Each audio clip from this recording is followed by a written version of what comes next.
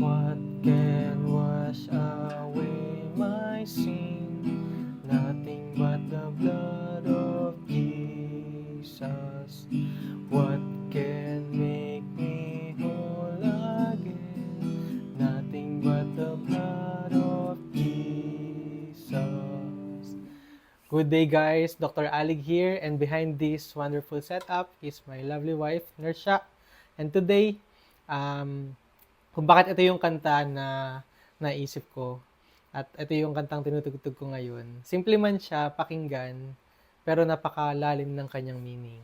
And for nakalipas na mga araw, as I go along with my duty, so ward sa ER, sa hemodialysis, common kong na-encounter yung mga pasyente na ang chief complaint or ang ipinunta sa doktor or para magpa-consult is sugat, no? As in external na wound sa katawan, no?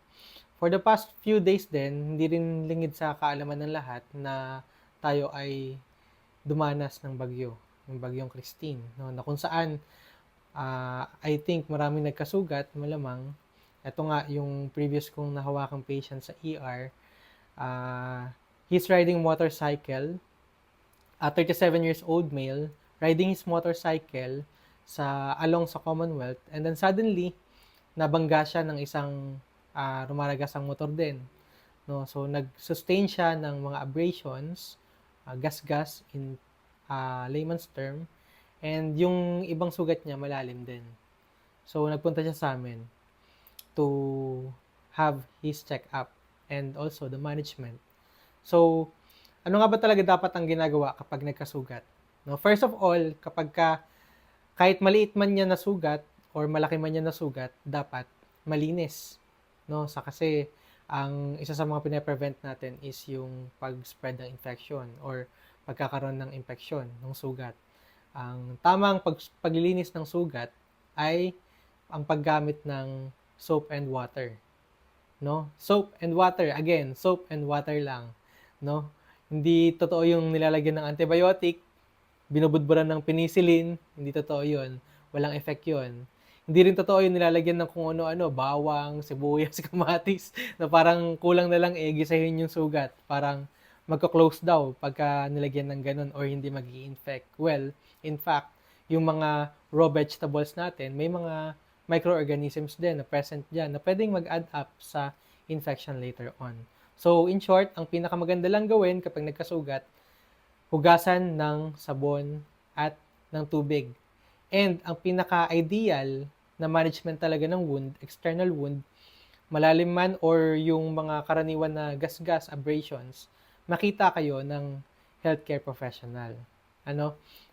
Pagka nagkasugat, hugasan ng sabon at tubig at pumunta sa pinakamalapit na clinic or even kahit sa mga emergency room na kung saan may mga healthcare professionals na mag-a-assess ng sugat nyo.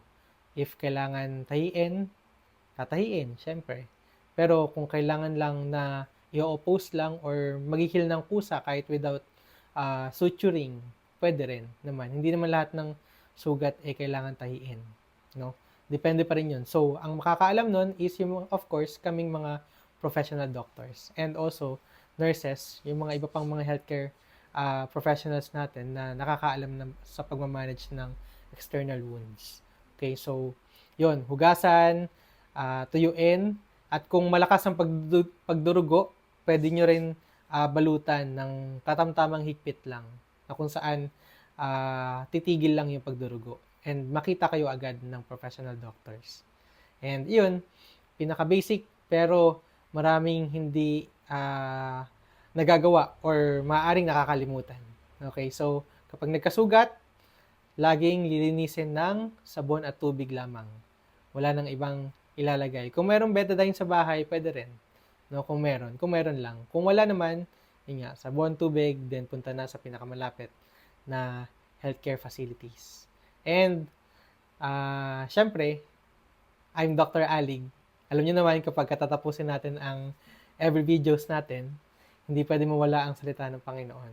So, kung meron man akong gusto i-share sa inyo na nakakalinis ng sugat, hindi lang pang physical na sugat, kundi ang spiritual na sugat, ay yung mismong blood ng ating Panginoong Jesus. Sabi rito sa Matthew chapter 26, verse number 28. Sabi niya rito, ang Panginoong Jesus mismo ang nagsasalita. Naka-red letter to sa aking Bible.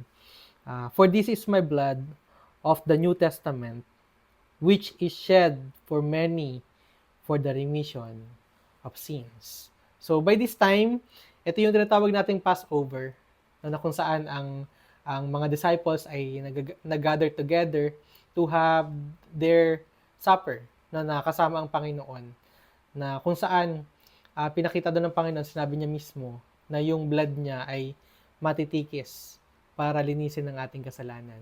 And napaka hayag ng Bible sa verse na to. Mismo ang Panginoong Jesus ang nagsabi na wala nang tanong-tanong, no? Kasi straight to the point na ang nakakapaglinis ng kasalanan ng tao ay ang dugo ng ating Panginoong Jesus.